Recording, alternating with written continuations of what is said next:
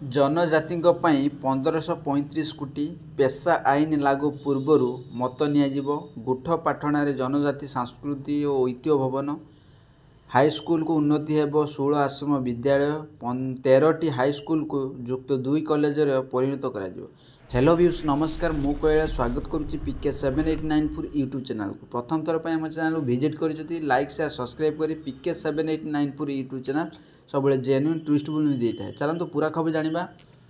जनजातीय गौरव दिवस तथा भगवान बिरसा मुंडा 150तम जयंती वर्ष पालन अवसर में राज्य सरकार बड़ भेटी देइछथि। जनजाति विकास पर 1535 कोटी टंका प्रकल्प भित्तिप्रस्तर स्थापन करा जायछि, ଯେଉଁଥିରେ 16ଟି ଆଶ୍ରମ ବିଦ୍ୟାଳୟକୁ ହାଇସ୍କୁଲକୁ ଉନ୍ନତି କରାଯିବ। ଏ ବାବଦରେ ପ୍ରତି ବିଦ୍ୟାଳୟ ପିଛା 15 କୋଟି ଟଙ୍କା ହିସାବରେ 240 କୋଟି ଟଙ୍କା ବିନିଯୋଗ ହେବ। 13ଟି ମାଧ୍ୟମିକ ବିଦ୍ୟାଳୟ ଉଚ୍ଚ ମାଧ୍ୟମିକ ବିଦ୍ୟାଳୟରେ ପରିଣତ ହେବ ଏବଂ ପ୍ରତି ସ୍କୁଲ ପିଛା 22 କୋଟି ଟଙ୍କା ହିସାବରେ 186 କୋଟି ଟଙ୍କା ଖର୍ଚ୍ଚ କରାଯିବ।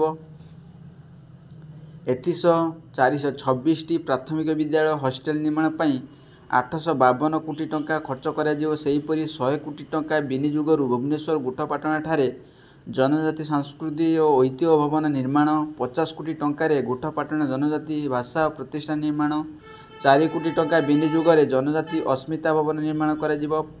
5टी बहुमुखी केन्द्र निर्माण करने को 3 कोटी टंका विनियोग हेबो बोली मुख्यमंत्री मोहन चरण माझी घोषणा करिसेंति।